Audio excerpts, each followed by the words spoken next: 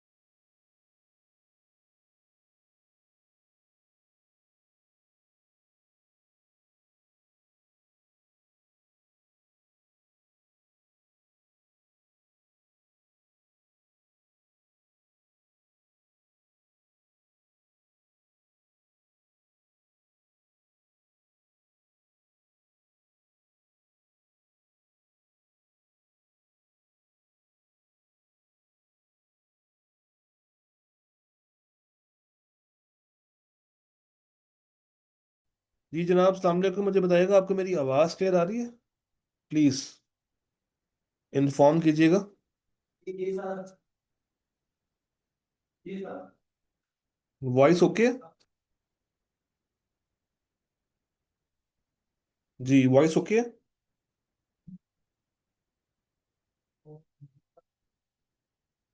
Sir question 3 नहीं मिला कहीं से। ओ खुदा का नाम लो जालिमो।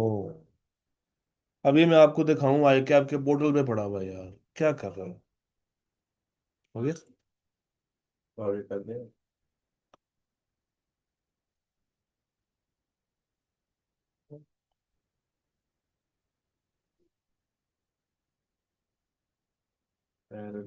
चलो, नहीं भी मिला तो कोई बात नहीं। अभी हम सॉल्व करेंगे तो आप एक दफा उसको देख लीजिएगा साथ साथ। ठीक है? नहीं मिला तो भी कोई बात नहीं है सर। क्वेश्चन है इसमें। हाँ जी, हाँ जी, मैं बताता हूँ। सारी बातें करते हैं, सारी बातें करते हैं हसन भाई। बस थोड़ा सा पेशेंस। सर मैं कर देता हूँ, मुझे नंबर भेज दो। बहुत है। अच्छा जी, आज जरा सवाल पे चलते हैं। डायरेक्टली सवाल पे चलते हैं आज। सबसे पहले मैंने इसकी रिक्वायरमेंट पढ़नी है। सबसे पहले मैंने इसकी रिक्वायरमेंट पढ़नी है। जरा फोकस कीजिए प्लीज, अब बातें छोड़ दें। फोकस करें। सबसे पहले मैंने क्या करना है, रिक्वायरमेंट पढ़नी है। कहता है in the light of I caps code of ethics, identify. पहली चीज, you have to identify and discuss. दूसरी चीज, डिस्कस करें फंडामेंटल प्रिंसिपल्स अफेक्टेड। यहां पे रुक जाए। यानी कि ऊपर वाली जो 4-5 लाइनें दी हुई हैं, मैं बता दूं ये सवाल कब का है। ये स्प्रिंग 2026 का सवाल है। कहता है कि आपने पहले आइडेंटिफाई करना है, फिर आपने डिस्कस करना है कौन कौन से फंडामेंटल प्रिंसिपल्स यहां पे अफेक्ट हो रहे हैं। और हमें पता है कि हमारे फंडामेंटल प्रिंसिपल्स कौन कौन से हैं। बताएं शाबाश। कौन कौन से हैं मेरे फंडामेंटल प्रिंसिपल? सबसे पहला कौन सा है? इंटेग्रिटी। सबसे पहला कौन सा है? इंटेग्रिटी। दूसरा कौन सा है? ऑब्जेक्टिविटी। तीसरा कौन सा है? शाबाश शाबाश, तीसरा कौन सा था? इंटेग्रिटी के बाद ऑब्जेक्टिविटी, उसके बाद professional behaviour. Okay. Professional competence and due care. और उसके बाद और कौन सा था? कॉन्फिडेंशियलिटी। अच्छा मुझे ये बताइए, विदाउट रीडिंग द क्वेश्चन, क्या जरूरी है कि ये पांचों प्रिंसिपल्स हिट हुए हों? क्या ये जरूरी है कि पांचों प्रिंसिपल्स इफेक्ट हुए हों? नहीं, ये जरूरी नहीं है कि पांचों प्रिंसिपल्स इफेक्ट हुए। अच्छा, उसके बाद वो कहता है and the threats arising from the above situation. And the threats, उसने सेफगार्ड नहीं मांगे, नो सेफगार्ड्स, उसने आपसे सेफगार्ड्स नहीं मांगे,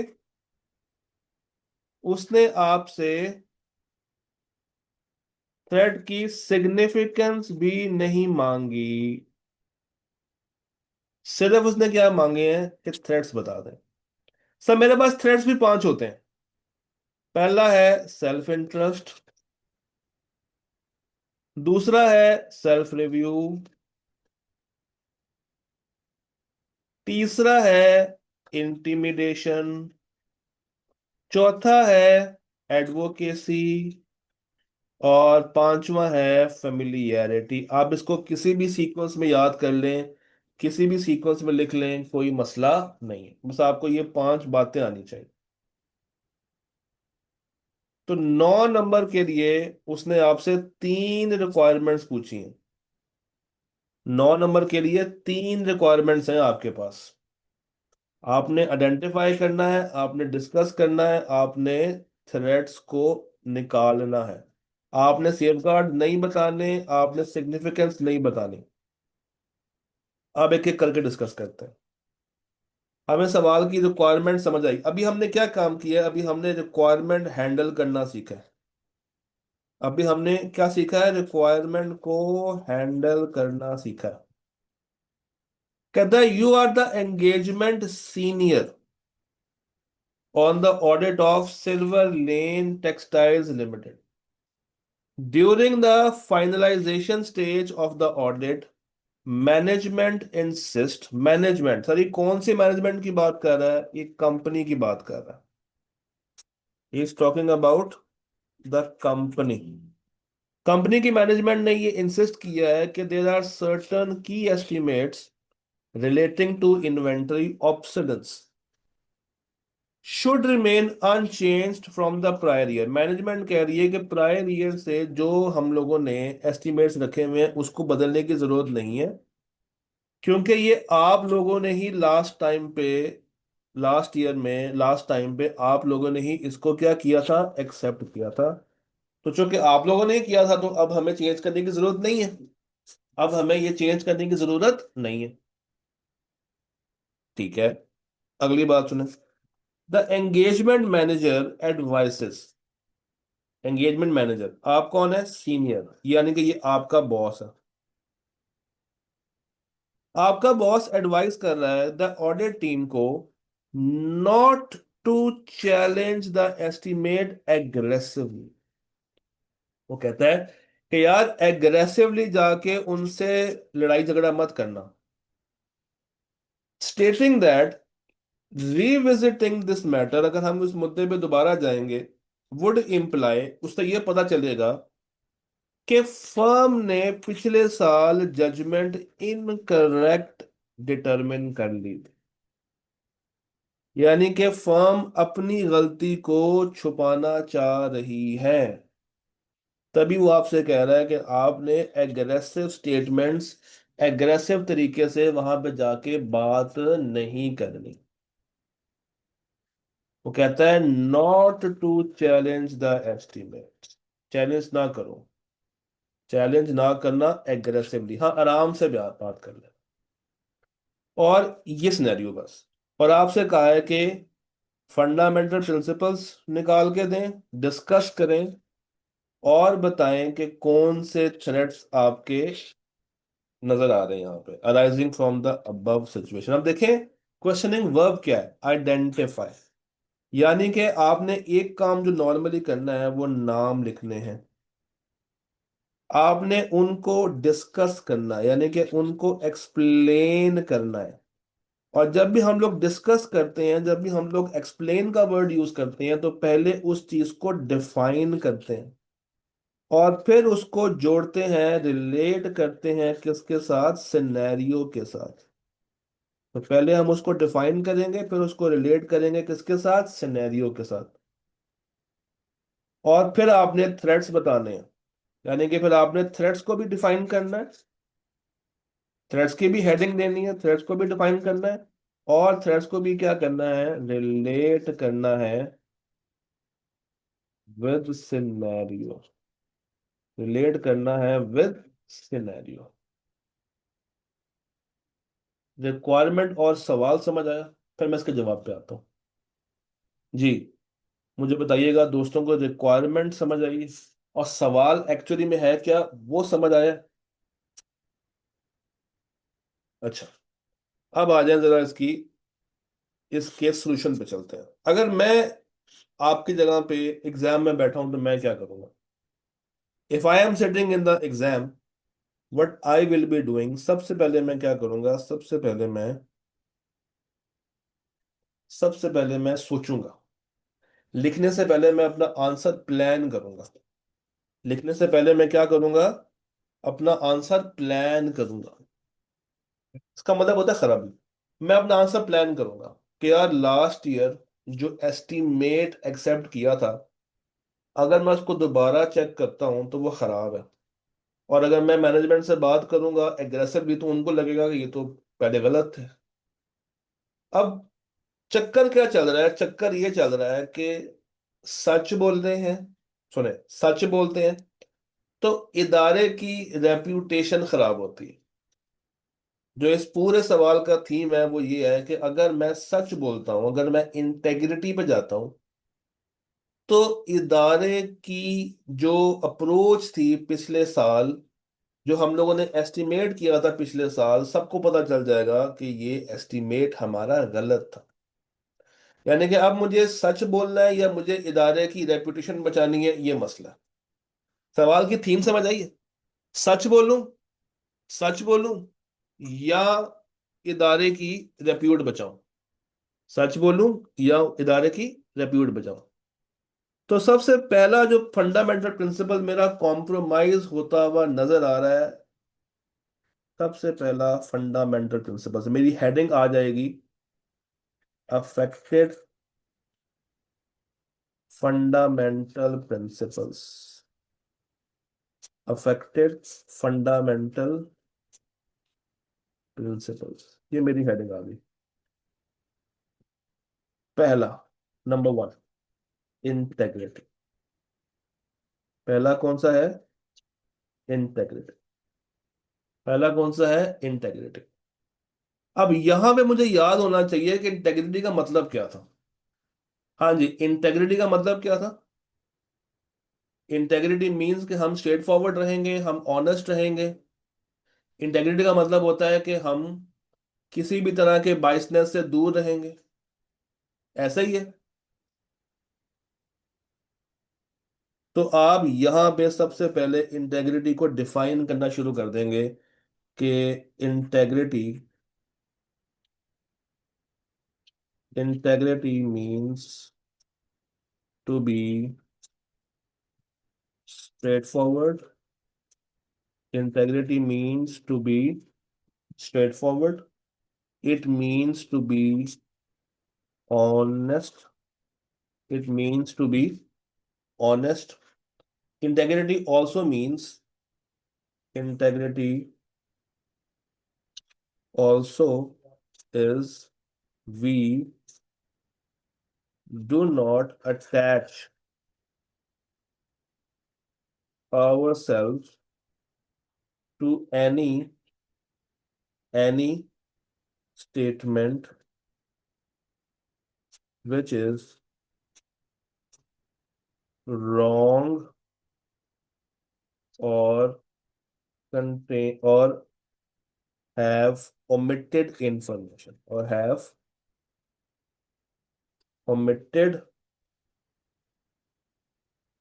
information। ये आपने डिफाइन कर दिया, डेफिनेशन चलेगी। अब आपने बताना है कि इस सिनेरियो में ये कैसे हिट हो रही है, ये कैसे हिट हो रही है।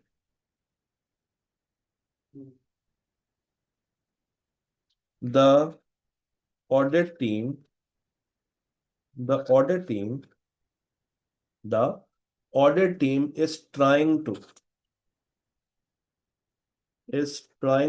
protect the firm's last year assessment by not challenging it by not challenging it.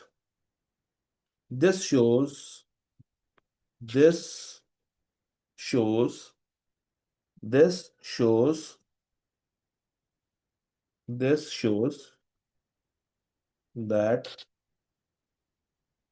they are attaching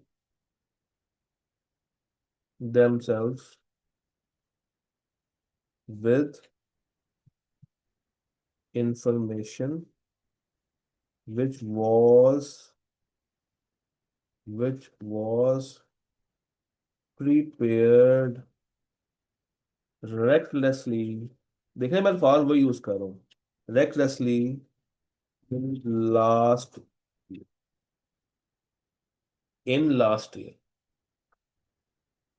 therefore therefore therefore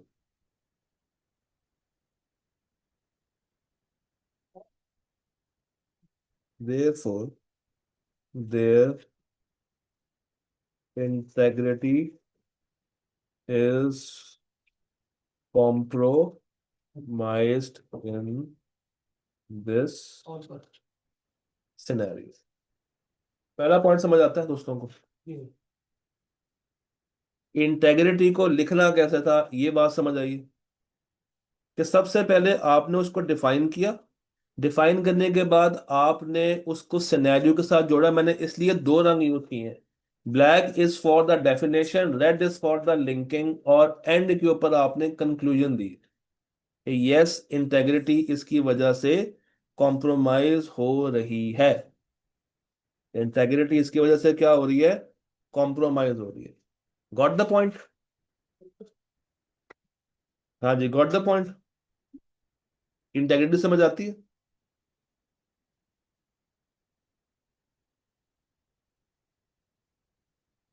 अच्छा, अब मैं यहां पे लिखूंगा दूसरा प्रिंसिपल जो कि कॉम्प्रोमाइज हो रहा है। जो मेरा सेकंड प्रिंसिपल यहां पे कॉम्प्रोमाइज हो रहा है वो हो रहा है प्रोफेशनल बिहेवियर।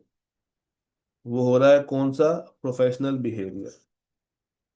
अगेन मैं दो रंग यूज करूंगा। अब हो रहा है प्रोफेशनल बिहेवियर।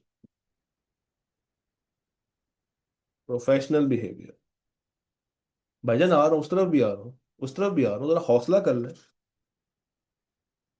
सेकंड प्रिंसिपल जो कॉम्प्रोमाइज हो रहा है that is professional behaviour.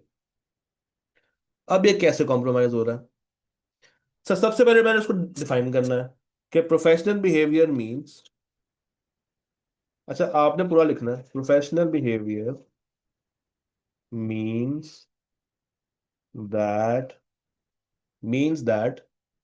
Auditor auditor must avoid doing anything which discredit it's profession. ये हर वो चीज अवॉइड करेगा जो कि उसके प्रोफेशन को क्या कर रही है, डिसक्रेडिट कर रही है। क्या कर रही है, डिसक्रेडिट कर रही है। और यहां पे अगर वो एक चीज छुपा रहा है, अगर वो कंसील कर रहा है एक पास्ट में हुई गलती को जो कि उन्होंने खुद से की हुई है, इसका मतलब है कि वो प्रोफेशनली बिहेव नहीं कर रहा। इसका मतलब है कि वो प्रोफेशनली बिहेव नहीं कर रहा। तो अब इसको मैंने डिफाइन कर दिया। अब मैंने क्या करना है, अब मैंने क्या करना है, डेफिनेशन के बाद इसको लिंक करना है। अब मैं लिखूंगा auditor is trying to conceal, trying to conceal a possible past misjudgment, possible past misjudgment, and on that basis, current financial statements, current financial statements are being affected, are being affected because of it, because of it। उसकी वजह से current पे हमें effect हो रहा है। If reasonable, अब देखिए मैं ये स्टेटमेंट से लेकर आ रहा हूं। If a reasonable third party, if a reasonable third party did, if a reasonable third party checks it, it would come to know, it would come to know that prior year auditor was wrong। prior year में वो गलत था। prior year auditor was wrong in his judgment, in his judgment।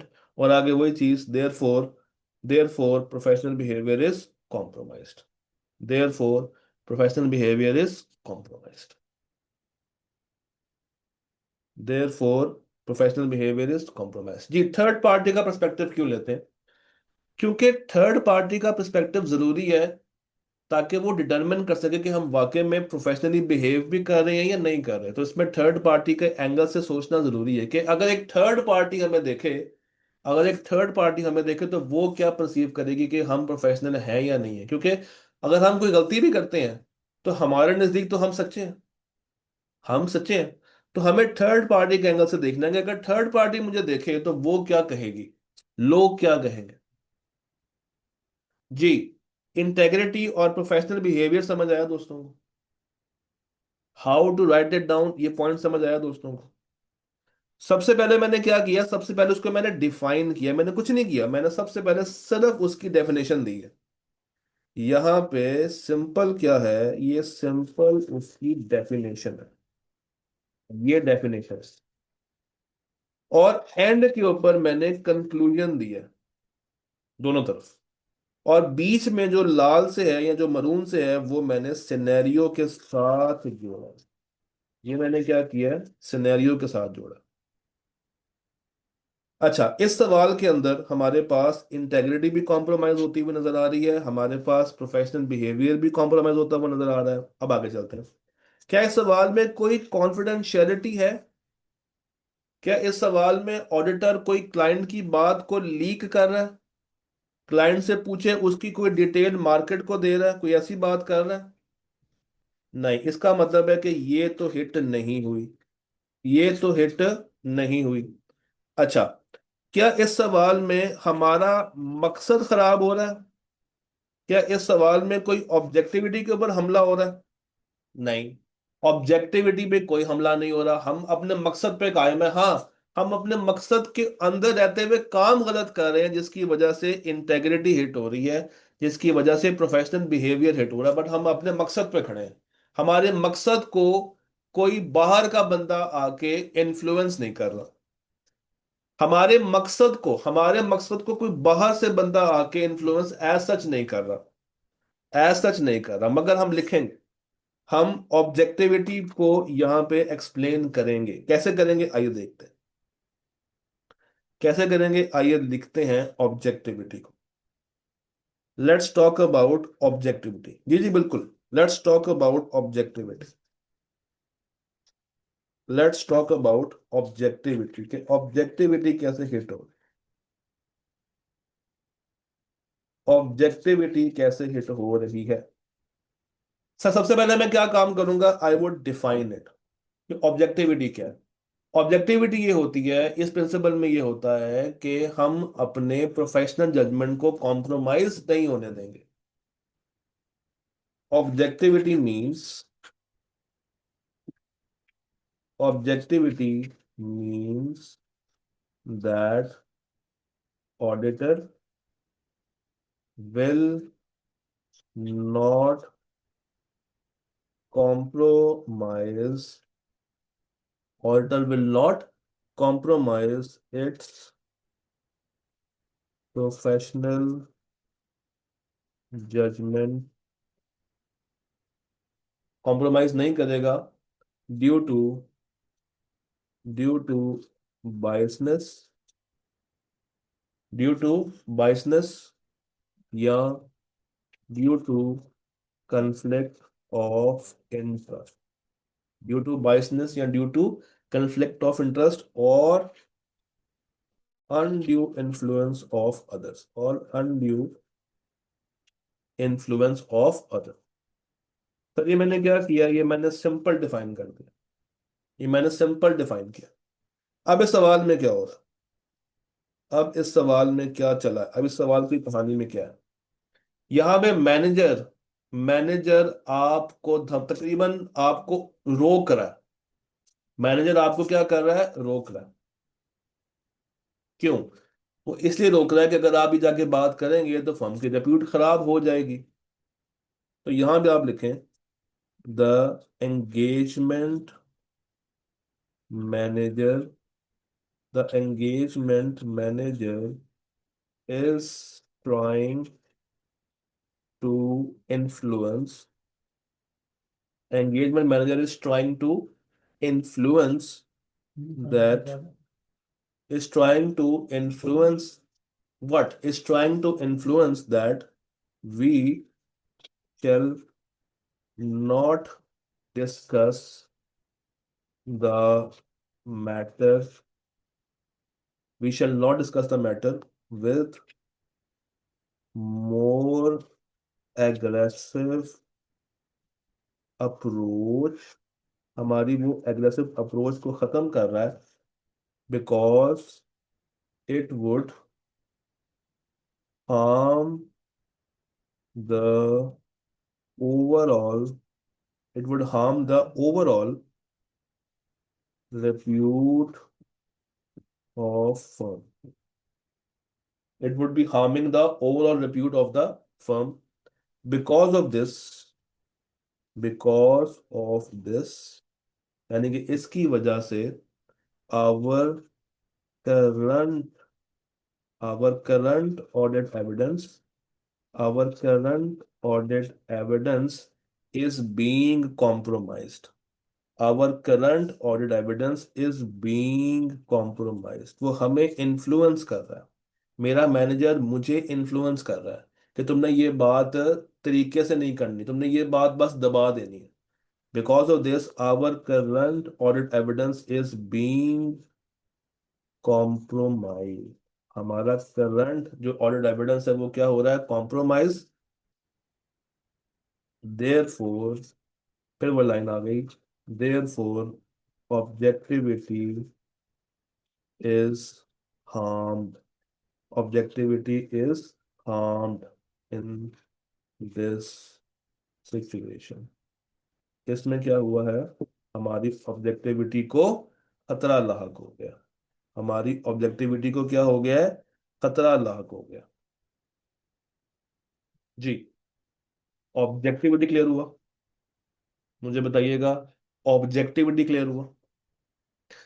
तो मैं ये काम क्यों कर रहा हूं? मैं ये काम आपके लिए कर रहा हूं ताकि आपको लिखना आए। हम लोग क्या करते हैं, हम लोगों को यही नहीं पता होता कि सवाल का आंसर देना कैसे है।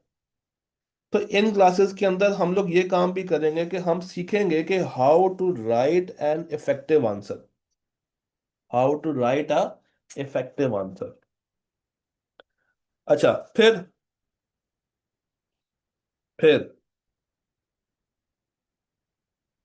उसके बाद अगर मैं वापस आऊं तो मैंने ये बता दिया। अब कौन सा रह गया? अब मेरे पास रह गया है प्रोफेशनल कॉम्पिटेंस और ड्यू केयर। मेरे पास रह गया है प्रोफेशनल कॉम्पिटेंस और ड्यू केयर। मुझे बताइए ये प्रिंसिपल हिट हो रहा है कि नहीं हो रहा? क्या प्रोफेशनल कॉम्पिटेंस ड्यू केयर यहाँ पे हिट हो रहा है कि नहीं हो रहा? क्या हिट हो रहा है कि नहीं हो रहा? भाई हो रहा है, हो रहा है, हो रहा है। कैसे हो रहा है? देखें, ये दो वर्ड्स है। आपकी टीम की कॉम्पिटेंसी के ऊपर बात नहीं हो रही, मगर ये जो ड्यू केयर है ये हिट हो रहा है। ये जो ड्यू केयर का वर्ड है ना, ये हिट हो रहा है। क्योंकि हमारा मेन काम क्या है कि हमने डिलीजेंटली एक्ट करना है, हमने स्टैंडर्ड्स के मुताबिक एक्ट करना है, हमने केयरफुल रहना है, हमने केयरफुली काम करना है, हमने केयरफुल रहना है और हमने केयरफुली काम करना है। इसीलिए तो इसीलिए तो इसीलिए तो हमें वहां पे बुलाया गया है ऑडिट करने के लिए। इसीलिए तो हमें बुलाया गया है ऑडिट करने के लिए कि हम वहां पे केयरफुली काम करेंगे, हम वहां पे डिलीजेंटली काम करेंगे, हम वहां पे डिलीजेंटली काम करेंगे, हम वहां पे डिलीजेंटली काम करेंगे। तो ड्यू केयर ये है कि हम वहां पे केयरफुली काम करें, हम वहां पे डिलीजेंटली काम करें। अब आप अगर टीम को ये कह रहे हैं, अब टीम को ये कह रहे हैं कि भाई ये गलती छुपा दो, इसको साइड पे कर दो, ये एस्टिमेट हमारी वजह से खराब हो गया था, इसका मतलब है कि आप ड्यू केयर के प्रिंसिपल को भी क्या कर रहे हैं, कॉम्प्रोमाइज कर रहे हैं। आप केयरफुली काम नहीं कर रहे हैं। क्योंकि अगर आप केयरफुली काम करने के मूड में हो, अगर आप वाकई में केयरफुली काम करने के मूड में हो, तो फिर आप ये काम नहीं करने वाले। बात समझ आई? फिर आप ये काम नहीं करने वाले। तो अगर मैं ड्यू केयर को लिखना शुरू करूं, अब अगर मैं ड्यू केयर को लिखना शुरू करूं, यहां पे लिखता हूं ड्यू केयर को, यहां लिखता हूं ड्यू केयर को। तो सर ड्यू केयर को मैं पहले क्या करूंगा, मैं डिफाइन करूंगा। क्या डिफाइन करूंगा? कि auditor auditor have a duty. उसकी ड्यूटी है क्या? To act diligently, to act diligently. उसकी ये ड्यूटी है।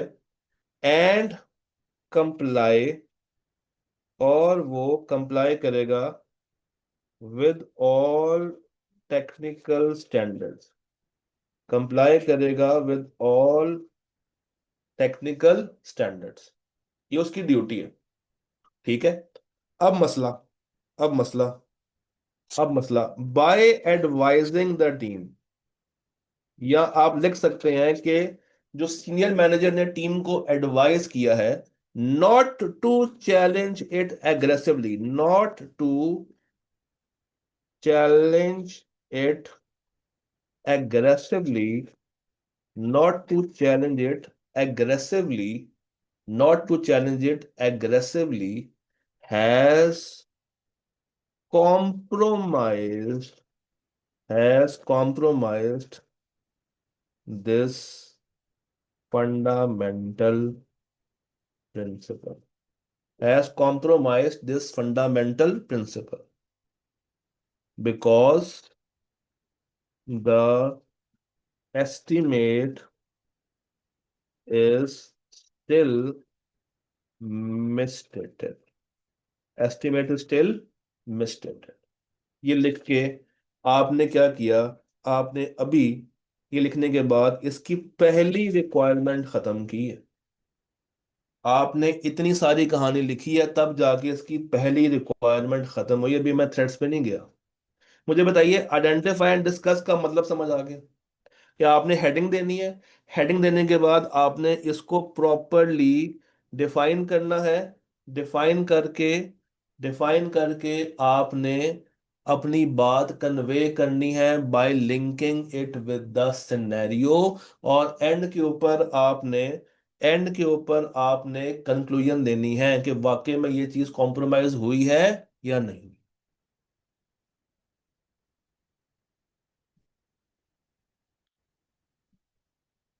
अच्छा। आगे चलते हैं थोड़ा सा। मैं ये आपसे शेयर भी कर दूंगा, आप लोग पढ़ लीजिएगा बाद में। मैं शेयर कर दूंगा क्लास के बाद। अच्छा, अब सुने। अब मैंने क्या बताना है? अब मैंने बताने हैं थ्रेड्स। अब मैंने क्या बताने हैं? थ्रेड्स बताने हैं। अब मुझे बताइए, क्या इस थ्रेड में आपको दूर दूर तक एडवोकेसी थ्रेड नजर आ रहा है? कह दे हाँ। यकीन मानिए, हाँ बोले जरा, मुझे बहुत मजा आएगा। हाँ बोले, I would be so happy. बोले बोले बोले बोले, कोई तो बच्चा बोले हाँ। और कोई तो बोलो हाँ। अबे बोलता नहीं है तो बोल तो सही। हाँ, मुनीब भाई ने बोल दिया हाँ। मुनीब भाई जाए जाके मुंह धो के आए। भाई, एडवोकेसी थ्रेड कल आपको बताया था, सिर्फ दो सिनेरियोज में आता है। नंबर वन, आप कंपनी के या क्लाइंट के शेयर्स को प्रमोट कर रहे हो। नंबर टू, आप उनके साथ कोई लीगल केस में इन्वॉल्व हो। तो यहाँ पे दोनों सिनेरियोज एग्जिस्ट नहीं करते, तो there is no advocacy threat. अच्छा सर, एडवोकेसी तो नहीं है। अगली बात मुझे बताइए, क्या फेमिलियरिटी है यहाँ पे? क्या कोई ऐसी बात की है जिससे हम क्लाइंट को इमोशनली प्रोटेक्ट कर रहे हैं? क्या कोई ऐसी बात की है जिसमें हम क्लाइंट को इमोशनली प्रोटेक्ट कर रहे हैं? है कि नहीं? नहीं है। अच्छा, अब मुझे ये बताइए, पीछे रह गए तीन।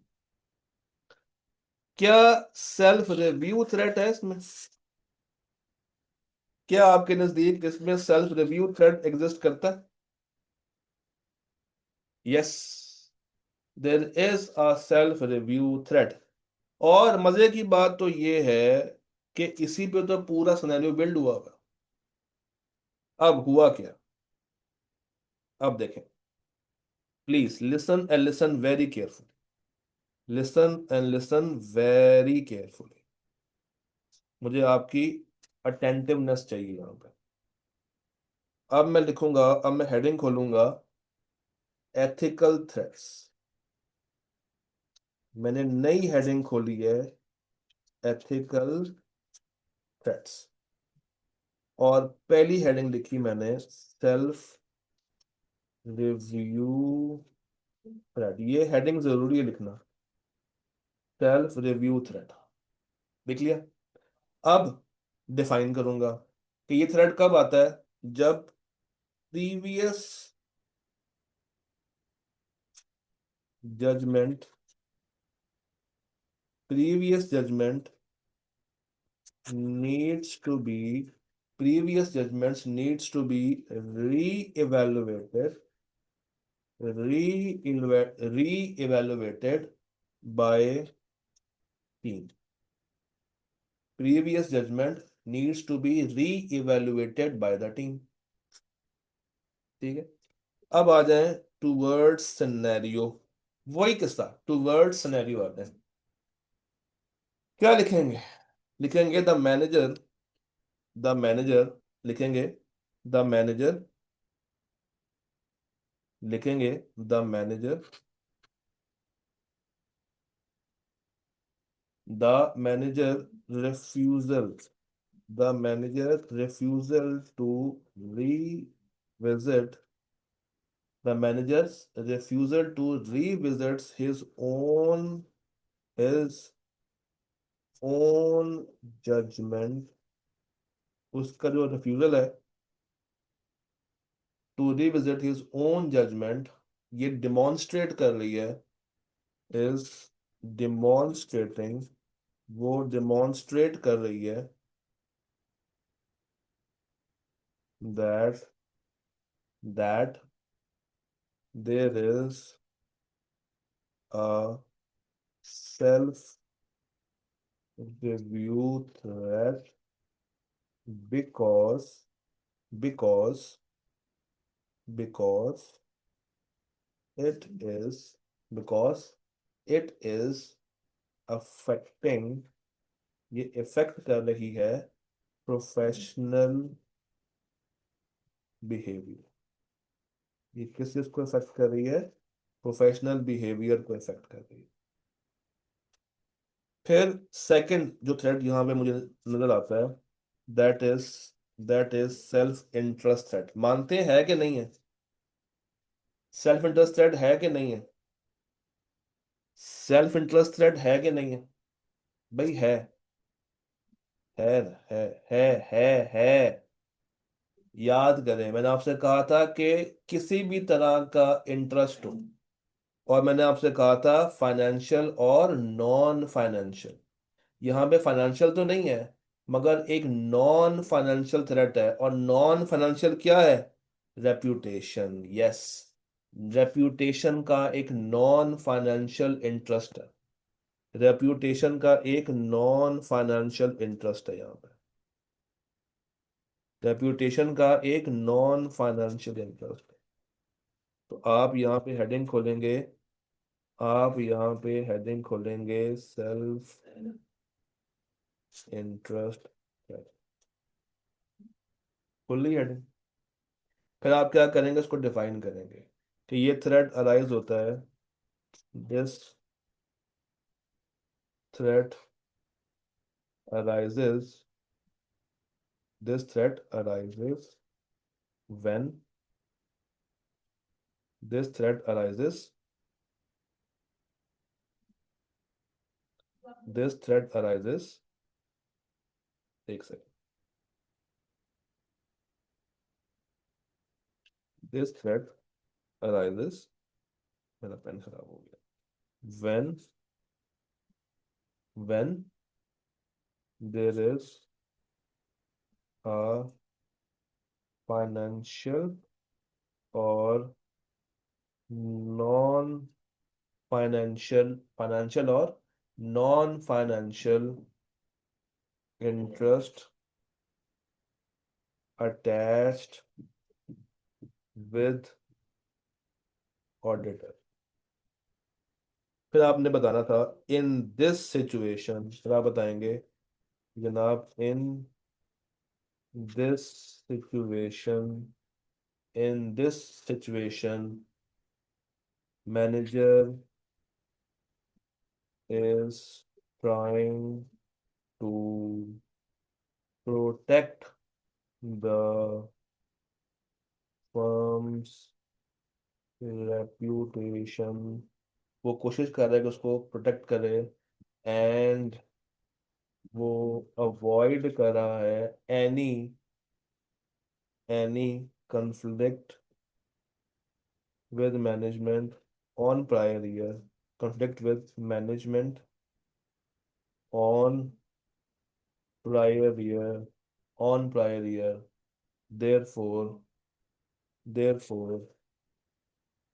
ये थ्रेड हमारा नजर आ जाएगा। पीछे रहेगा एक थ्रेट और, इंटिमिडेशन, वो भी है, इंटिमिडेशन थ्रेट भी है, क्योंकि आपका अपना बंदा ही आपको इंटिमिडेट कर रहा है कि तुमने एग्रेसिवली बात नहीं करनी। और इंटिमिडेशन क्यों आ रही है? Because there is a hierarchical, एक हेयरार्की बनी हुई ना, एक एक हेयर आर्किकल प्रेशर है।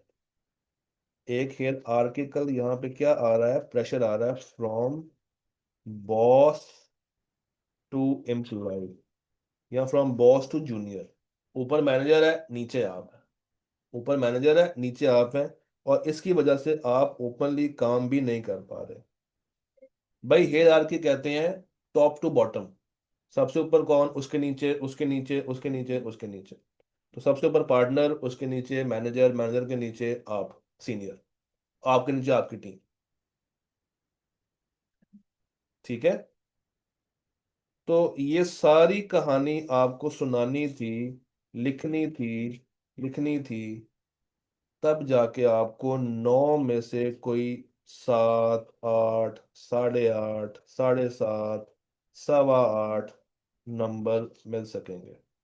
अगर आप अपनी तरफ से बातें लिखते जाएंगे, डिफाइन नहीं करेंगे, सिनेरियो से लिंक नहीं करेंगे, तो कोई फायदा नहीं है। हमने 45 मिनट्स लगाए हैं। हमने हमने 45 मिनट्स लगाए हैं सिर्फ इस एक सवाल पे। आप 3 सफ़े लिख लें, 4 लिख लें, 2 लिख लें, 1.5 लिख लें, कम से कम इस पैटर्न को फॉलो कर लें। आप कम से कम इस पैटर्न को लाजमी फॉलो करें। बेशक 2 सफ़े लिखें, 3 लिखें, इट डजेंट मैटर कि आप कितना लिख रहे हैं। आई कैप के एग्जामिनर ने सफ़े काउंट नहीं करने। आई कैप के एग्जामिनर ने सफ़े काउंट नहीं करने, उसने बस ये देखना है कि आपने ठीक लिखा है या नहीं लिखा। और वो आपसे इतना कुछ भी एक्सपेक्ट नहीं करता। हाँ, बस आप एक पैटर्न को अगर फॉलो कर लें, तो वही पैटर्न आपको जीरो से हीरो बना सकता है। तो it is just about the pattern, nothing else. अब समझ आया कि नंबर क्यों कटते हैं।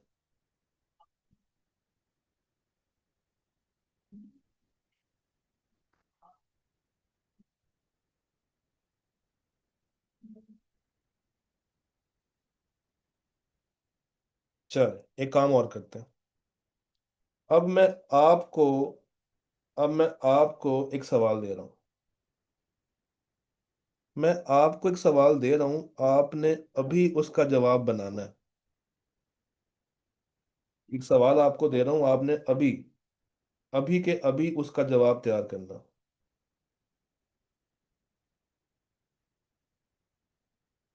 दूं आपको सवाल?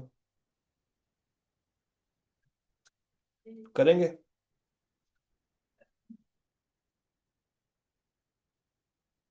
करेंगे।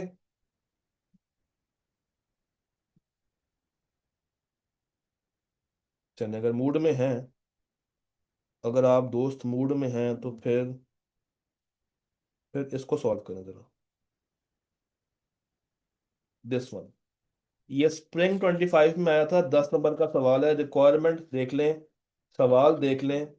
मैं आपको दे रहा हूं इस सवाल को सॉल्व करने के 15 मिनट।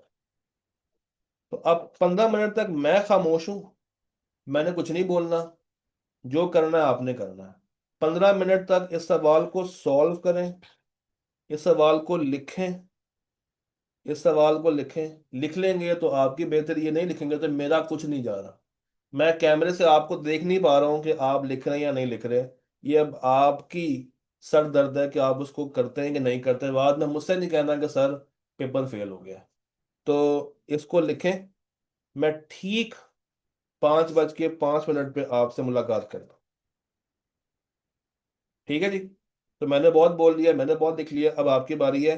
लिखिए और मुझे बताएं। करने के बाद then we will be discussing it, जैसे हमने ये वाला सवाल डिस्कस किया।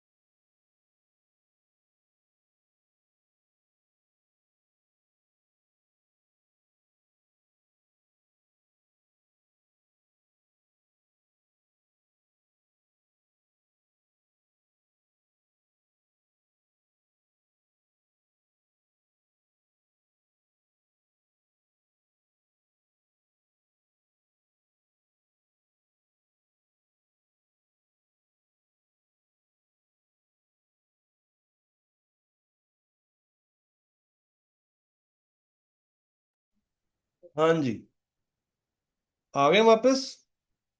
हो गया सॉल्व। आ गए वापस, हो गया सॉल्व।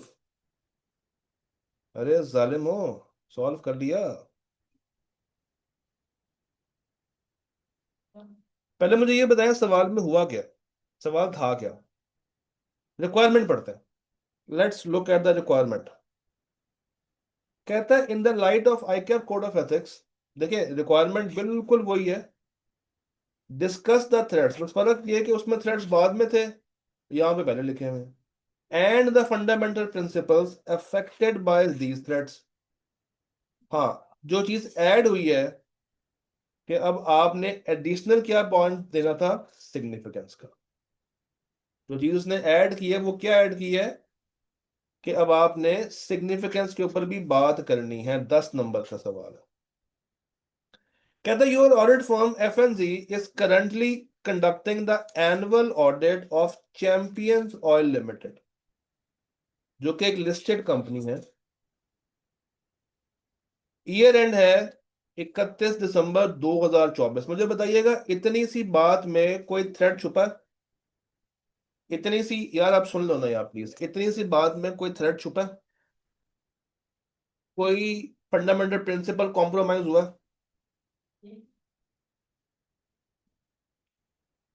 कुछ भी ऐसा नहीं ना हुआ? कुछ भी ऐसा नहीं है ना? ठीक है। Company has recently decided on an early implementation. Company ने कुछ डिसाइड किया है कि वो अर्ली इम्प्लीमेंटेशन करेंगे of sustainability related reporting standards. Early implementation करने जा रहे हैं, यानी कि company company is trying to take first mover advantage. Company लोगों से पहले इसको इम्प्लीमेंट करके दिखाएगी। To strengthen the knowledge of the firm audit staff, यानी कि अपने स्टाफ मेंबर्स की प्रोफेशनल कॉम्पिटेंस को बढ़ाने के लिए एफएनजी, जो ऑडिट फर्म है, उसने स्केड्यूल किया है कि एक फॉर्मल ट्रेनिंग होगी उन्हीं स्टैंडर्ड्स के ऊपर एक रिनोन ट्रेनर के साथ ऑन 31 मार्च 2025। तो ट्रेनिंग कब है? ट्रेनिंग है 31 मार्च 2025 को। और उनका ईयर एंड कब का है? उनका ईयर एंड है 31/12/24। क्या मतलब है कि हमारी ट्रेनिंग तो 3 महीने बाद शुरू होगी। हमारी ट्रेनिंग तो 3 महीने बाद शुरू होगी। 3 महीने कौन से, जब तक उनका ऑडिट खत्म हो जाएगा। क्योंकि ईयर एंड पे तो हमने कौन जाना ऑडिट करने के लिए, और ऑडिट होता है ईयर एंड से 3 महीने आगे, 4 महीने आगे, 2 महीने आगे। तो जब तक उनका ऑडिट खत्म हो रहा होगा मेरी ट्रेनिंग शुरू हो रही होगी। ये अच्छी बात तो नहीं है। कौन कौन इस पॉइंट तक पहुंच गया था? कौन कौन इस पॉइंट तक पहुंच गया था, पहले मुझे ये बताएं। देखिए अगर आप इस पॉइंट तक ही नहीं पहुंच पाए, इसका मतलब है कि आपने वही गलती की है जो एग्जामिनर बेचारा चीखे मारता है।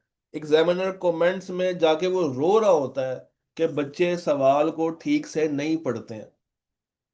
बच्चे सवाल को ठीक से नहीं पढ़ते हैं, वो बेचारा रोता रहता है आपकी जान को। वो आपकी जान को रो रहा होता है कि यार बच्चे फजूल काम करते हैं। मैं कुछ पूछता हूँ वो मुझे कुछ बातें बता रहे होते हैं। अच्छा आगे चलें। आगे चलें। कहते हैं that trainer has suggested to incorporate the real world scenarios. अब कहानी बदल गई है। कहता है जो ट्रेनर है ना, जो हमें सिखाने आएगा, उसने सजेस्ट किया है कि वो इनकॉर्पोरेट करेगा रियल वर्ल्ड सिनेरियोस को। यानी कि जिनका ऑडिट आपने किया है ना, जिन क्लाइंट्स का आपने काम किया है, वो कहता है कि उन्हीं का डाटा दिया जाए, जिससे वो रियल वर्ल्ड एग्जांपल्स क्रिएट करेगा जो कि आपको आगे हेल्प करेगी आगे आने वाले ऑडिट्स को समझने में। इसका मतलब है कि ये हिस्सा, अब देखें, ये हिस्सा अलग है। ये हिस्सा एक नई कहानी सुना रहा है, ये हिस्सा एक नई कहानी सुना रहा है, ऊपर वाली स्टोरी कुछ और है। ये वाली बात समझ आई है? ये हिस्सा एक नई कहानी की तरफ जा रहा है और ऊपर वाली स्टोरी कुछ और थी। अब इसको कैसे सॉल्व करें? देखिए, हमारा पैटर्न वही होगा कि हम पहले क्या बताएंगे, हम पहले बताएंगे फंडामेंटल प्रिंसिपल्स जो इफेक्ट हो रहे हैं, और फिर हम बताएंगे थ्रेट्स, फिर हम बताएंगे थ्रेट्स। और जब थ्रेट्स बता रहे होंगे तो इन थ्रेड्स की क्या साथ लिखना शुरू कर देंगे, या एक्स्ट्रा क्या बताना है उसको सिग्निफिकेंस भी बतानी। आए इसको लिख के देखते हैं कि हमें ये लिखना आता भी है या नहीं आता। Now let's try to write it down. मेरे पास शायद स्पेस कम हो, बट मैं कोशिश करूंगा कि मैं पूरा जवाब इसका लिख सकूं। पहली चीज तो ये कि जो पहला फंडामेंटल प्रिंसिपल कॉम्प्रोमाइज हो रहा है, that is professional competence and due care. ये बात मानते हैं?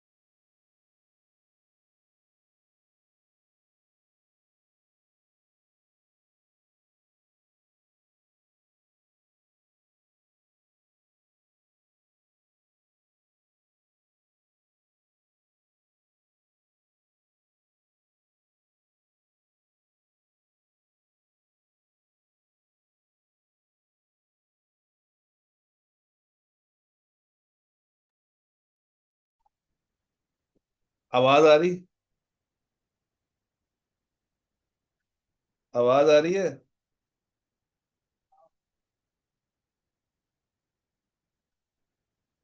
आवाज आ रही? चलो, अब सुने, अब सुनो। सबसे पहले आपने खोल ली है एक अदद मेन हेडिंग। उसके बाद मेन हेडिंग क्या होगी? Fundamental principles compromised. फिर आपने बताना है कौन से। तो इसमें पहला पॉइंट आ गया professional competence and due care. उसमें आपने क्या करना है? सबसे पहले इसको डिफाइन करना है कि ये होता क्या, क्या होता है। ये होता है कि जनाब के ऑडिटर को हमेशा अप टू डेट रहना चाहिए। Up to date information, up to date skills इसके पास होनी चाहिए। इसके पास up to date technical knowledge होनी चाहिए। इसके पास अप टू डेट एक्सपर्टीज होनी चाहिए। ठीक है, ये बात आपने सबसे पहले बता देनी है कि इसका मतलब क्या है। फिर आपने इसको सिनेरियो के साथ जोड़ना है कि सिनेरियो में क्या हो रहा है। सिनेरियो के साथ लिंक बनाएंगे। अब आप बताएंगे जनाब, in this scenario, in this scenario, इसमें क्या हो रहा है? This principle, this principle is compromised, this principle is compromised. Reason: auditor does not have technical knowledge on sustainability standards, उसके पास इसकी कोई नॉलेज अवेलेबल नहीं है। So there is a chance, so there is a chance that they will misapply it. There is a chance they will misapply it, and audit quality will be affected. Audit quality will be affected. Audit की quality affect हो जाएगी इस चीज से। Sir इतनी बात समझ आई कि ऑडिट की क्वालिटी इफेक्ट हो जाएगी इस चीज से। ये मैं आपको तरीका बता रहा हूं कि आपने करना कैसे। आई कैप के सोल्यूशन हमेशा डिफरेंट होते हैं, वो कोई एक सेट पैटर्न फॉलो नहीं करता, बट आपने एक सेट पैटर्न को लेके चलना है।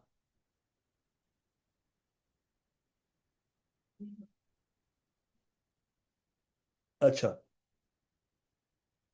दूसरा जो फंडामेंटल प्रिंसिपल कॉम्प्रोमाइज हो रहा है इस सवाल में, जो दूसरा फंडामेंटल प्रिंसिपल कॉम्प्रोमाइज हो रहा है इस सवाल में, वो कौन सा है? कौन बताएगा? कौन बताएगा? कौन बताएगा? कौन बताएगा? कौन बताएगा? कॉन्फिडेंशियलिटी। सबसे आसान है। जो दूसरा है वो कौन सा है? कॉन्फिडेंशियलिटी।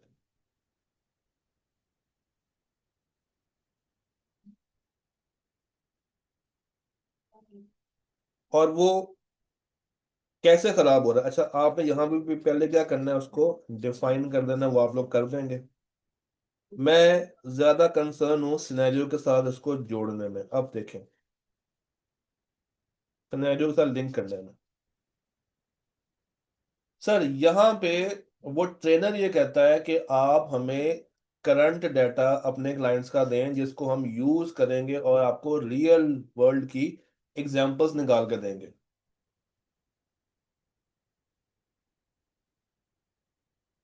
इसका मतलब है कि अगर मैं उसको ये डाटा प्रोवाइड कर दूं, अगर मैं इसको ये डाटा प्रोवाइड कर दूं, तो क्या ये चीज उन तीन अदर एक्सेप्शंस पे पूरा उतरती है जहां पे मैं डाटा शेयर कर सकता हूं? तो ये चीज एक्सप्लेन करने के लिए आपको पहले तो ये तीन एक्सेप्शंस आनी चाहिए। आपको पहले तो ये तीन अदर एक्सेप्शंस आनी चाहिए कि वो तीन एक्सेप्शंस हैं कौन सी। अगर आपको वही नहीं आती तो आप इसका जवाब नहीं बता पाएंगे। हाँ जी, कौन सी ये तीन बताएं जरा मुझे। पहली कौन सी थी? पहली कौन सी थी?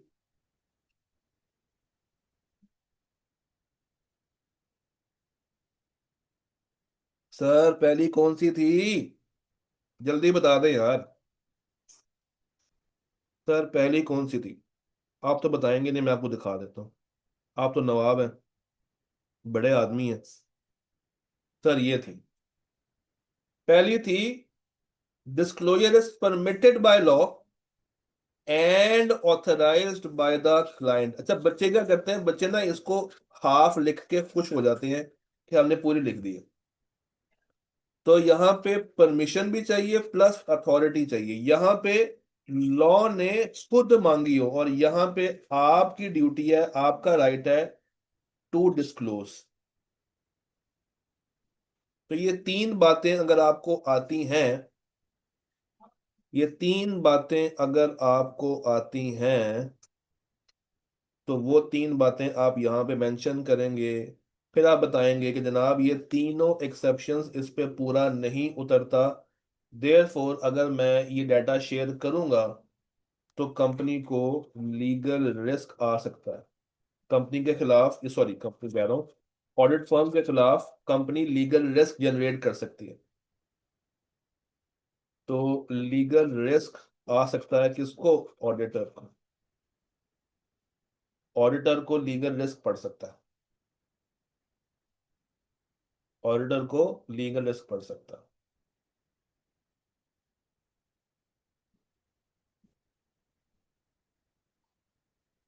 अच्छा, मुझे एक सवाल का जवाब दें जरा। ये जो ऊपर हम लोग ऑडिट करने के लिए पहुंच गए और हमारे पास नॉलेज भी नहीं है। अगर मैं इसकी सिग्निफिकेंस की बात करूं तो ये हाई है कि लो?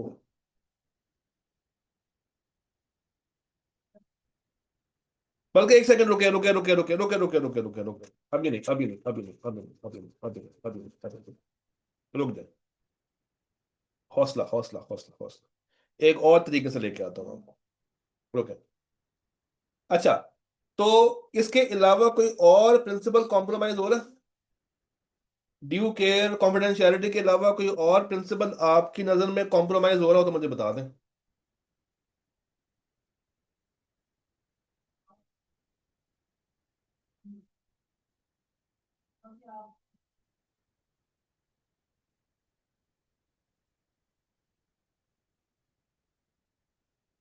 कोई और प्रिंसिपल कॉम्प्रोमाइज हो रहा है? यस। एक और हो रहा है, एक और हो रहा है। प्रोफेशनल बिहेवियर कॉम्प्रोमाइज हो रहा है। Yes. अच्छा, मजे की बात है, एक और भी हो रहा है, बताता हूँ कैसे। Number 3, professional behaviour.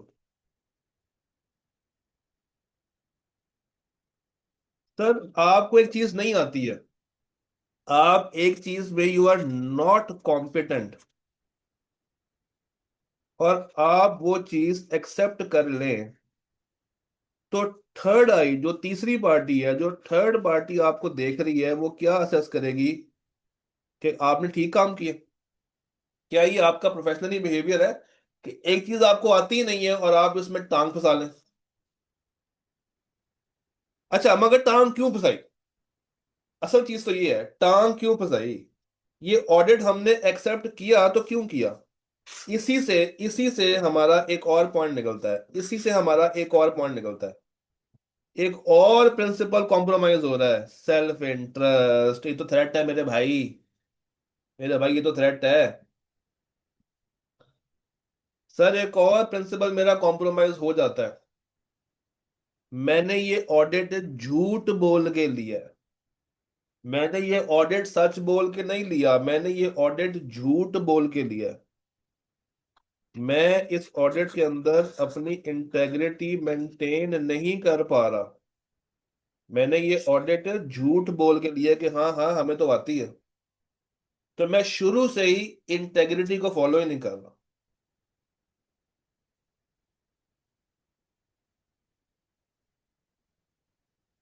मैं शुरू से ही इंटेग्रिटी को फॉलो नहीं कर रहा। अच्छा, अब मुझे बताइए थ्रेड्स कौन कौन से आएंगे? अब मुझे बताइए थ्रेड्स कौन कौन से आएंगे, फिर क्लास को एंड करें। हाँ जी, मुझे बताइए थ्रेड्स कौन कौन से हैं यहाँ पे। पहला थ्रेड कौन सा है? Self interest thread. पहला थ्रेड कौन सा आएगा? Self interest. तो इसमें आप लोगों ने क्या करना है, आप लोगों ने पहले इसको डिफाइन कर देना है। डिफाइन करने के बाद आपने इसको सिनेरियो के साथ जोड़ देना है। आपने डिफाइन करना है और जोड़ देना। जोड़ेंगे कैसे? एक कंपनी ने आपको अप्रोच किया, आपको फाइनेंशियल इंसेंटिव मिले, आपको मिला कि भाई पैसा आएगा, स्टैंडर्ड्स आते हैं नहीं आते, आपकी टीम फुली कॉम्पिटेंट नहीं थी, आपने फिर भी ये ऑडिट कबूल कर लिया। आपने फिर भी ये ऑडिट कबूल कर लिया। ओके।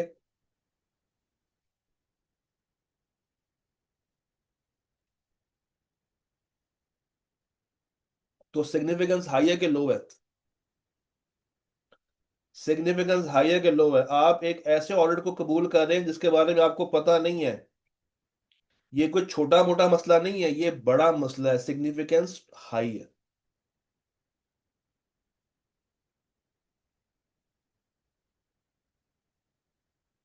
सिग्निफिकेंस क्या है?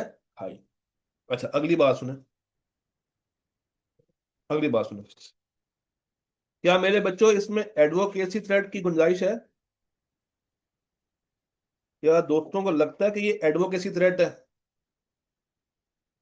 नहीं, कोई एडवोकेसी थ्रेट नहीं है। अच्छा, दोस्तों को लगता है कि ये सेल्फ रिव्यू थ्रेट है? दोस्तों को लगता है कि ये सेल्फ रिव्यू थ्रेट है? दोस्त मशवरा दें। दोस्त मशवरा दें, नहीं है यहाँ पे कोई भी सेल्फ को रिव्यू नहीं कर रहा। आप अपने काम को कहीं भी जाके रिव्यू तो नहीं ना कर रहे भाई। तो कोई सेल्फ रिव्यू थ्रेट नहीं है। अच्छा, दोस्तों को लगता है कि कोई किसी भी तरह की इंटिमिडेशन हो रही है, कोई आप पे जोर जबरदस्ती लग रही है जो आपके इंडिपेंडेंस को कॉम्प्रोमाइज कर रही है? दोस्तों को लगता है? नहीं, दोस्तों को नहीं लगता। दोस्तों को नहीं लगता। दोस्तों को नहीं लगता। पांचवी चीज, फेमिलियरिटी थ्रेट। क्या सवाल ने कोई ऐसी हिंट दी हो कि सवाल आपको बता रहा है कि आप वहां पे काफी अरसे से काम कर रहे हैं या आप क्लाइंट के साथ काफी ज्यादा इमोशनली अटैच्ड हैं? ये भी नहीं है। ये भी नहीं है। ये भी एज सच नहीं है। ये भी एज सच नहीं। हाँ जी, मुझे बताइए, यहां तक बात समझ आ गई?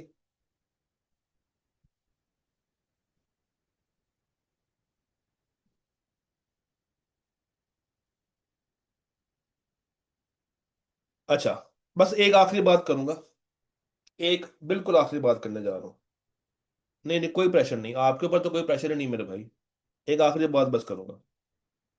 अगर हम सवाल को दोबारा जरा गौर से देखें ना, अगर मैं सवाल को दोबारा दिखाऊं, तो ट्रेनर ने कहा था कि आप मुझे अपने क्लाइंट का डाटा दें। जरा बात सुनिए गौर से। ट्रेनर ने कहा था कि आप मुझे अपने क्लाइंट का डाटा दें, हम रियल वर्ल्ड सिनेरियोज क्रिएट करेंगे जो कि आपको आगे आने वाले ऑडिट में हेल्प करेंगे। जो कि आपको आगे आने वाले ऑडिट में हेल्प करेंगे। जी, आपका नाम हुरैन है या हरिकेन है मुझे नहीं पता, आपने होर लिखा हुआ है। थोड़ा सा हौसला कर लें, मैं बता रहा हूँ। अच्छा, वो क्या कहता है कि हम आपको सिखाएंगे। हम आपको सिखाएंगे। हम आपको सिखाएंगे। अब मसला ये है कि अगर तो एक ट्रेनर बाहर से आ रहा, सुनो जरा मेरी बात गौर से। अगर एक ट्रेनर बाहर से आ रहा है और बाहर से आके वो हमें सिखाए, बाहर से आके वो हमें सिखाए, क्या ये पॉसिबिलिटी है कि फ्यूचर में वही चीज हमारे सामने आ जाए? और क्या ये हम काम किसी स्पेसिफिक क्लाइंट के लिए कर रहे हैं या अपनी अंडरस्टैंडिंग को बिल्ड कर रहे हैं?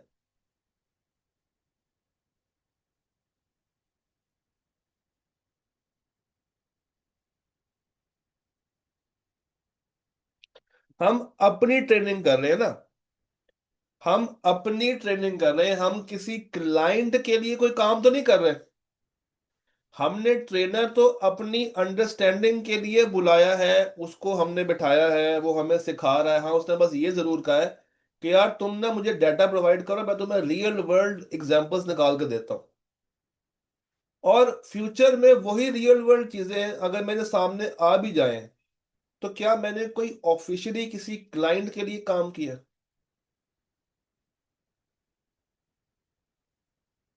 जिसको मैं दोबारा से रिव्यू करूंगा? नहीं। तो आई कैप के सोल्यूशन में उन्होंने सेल्फ रिव्यू सेट लिखा हुआ है, अब सुन लें। Listen and listen very carefully. I cap के सोल्यूशन में उन्होंने यहाँ पे एक थ्रेड लिखा हुआ है, सेल्फ रिव्यू थ्रेड, जो कि मेरे नजदीक नहीं बनता, क्योंकि सवाल ने ये नहीं कहा कि आपको किसी क्लाइंट ने कहा है कि उनका डाटा यूज करके उनके लिए काम करें। अगर ऐसे होता तो सेल्फ रिव्यू थ्रेड लाजमी आता। अगर ऐसे होता तो सेल्फ रिव्यू थ्रेड लाजमी आता, मगर ऐसा कहीं नहीं है। और अगर आप उसका सॉल्यूशन पढ़ें तो वो शुरू करेगा इफ से। If audit team, if audit team, फिर वो कहता है मे लेटर आ सकता है। वो खुद भी कंफ्यूज है कि थ्रेड होगा या नहीं होगा। तो अक्सर जवाबों के अंदर आई कैप की थोड़ी बहुत मिस्टेक्स होती हैं, माफ कर दिया करें। मुझे याद है जब ये सवाल और इसका जवाब रिव्यू होने के लिए आया था, तब भी हम लोगों ने कहा था कि भाई ये सेल्फ रिव्यू थ्रेड नहीं बनता। वो बाज नहीं आए, उन्होंने सॉल्यूशन में डाल दिया। तो आप इसको सॉल्यूशन से माइनस कर सकते हैं। Am I clear? Am I clear on this? हाँ जी, HURR, HURR। सर लेकिन जब क्लाइंट पर किए हुए काम को एग्जांपल लेंगे तो अपनी टीम उसको बायस होकर ही इवेलुएट करेगी ना, इसकी वजह से देखें। आप तो सीख रहे हैं, मेरा पॉइंट ये है हसन भाई कि आप अभी फर्म में सीख रहे हैं, you are in the phase of understanding training. आप किसी क्लाइंट के लिए काम नहीं कर रहे। हाँ, आप अगर किसी क्लाइंट के लिए काम कर रहे हो, वहां पे बैठ के अपने ही काम को जो कि आपने किया है क्लाइंट के लिए उसको रिव्यू करें तो फिर बात समझ आती है।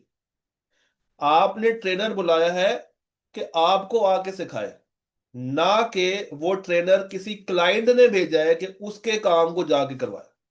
Got the point? वो ट्रेनर आपका अपना है, किसी क्लाइंट का नहीं है। वो ट्रेनर आपका अपना है, किसी क्लाइंट का नहीं है। ये बात समझ आई? तो धक्के से अगर शामिल करना हो तो कर दें, बट मेरे नजदीक यहां पे सेल्फ रिव्यू थ्रेट नहीं आता। If you want to add you can add. जी, सिग्निफिकेंस कैसे लिखते हैं? आपने सबसे पहले डिफाइन कर दिया थ्रेड, उसके बाद आपने लिंक कर दिया, लिंक करने के बाद आपने बताना है इन द अबव सिनेरियो जो पोजीशन है क्लाइंट की या जो डिपार्टमेंट इन्वॉल्व हो रहा है या जो मसला है, तो आपने बता देना है कि ये हाई लेवल का है या लो लेवल का। सिंपल एक स्टेटमेंट आपने देनी है बस, और उसकी एक्सप्लेनेशन आपने ऑलरेडी ऊपर कर दी होगी। मजीद हम इसके ऊपर कल बात भी कर लेंगे, ठीक है? Got it? ओके, चलो। हाँ, उसमें नहीं हो रहा, मैं कर देता हूँ, मैं ये स्लाइड शेयर कर देता हूँ। ठीक है जी, चलो। कल का एक सवाल देख देख लेते हैं। कल आपने एक सवाल करके आना है।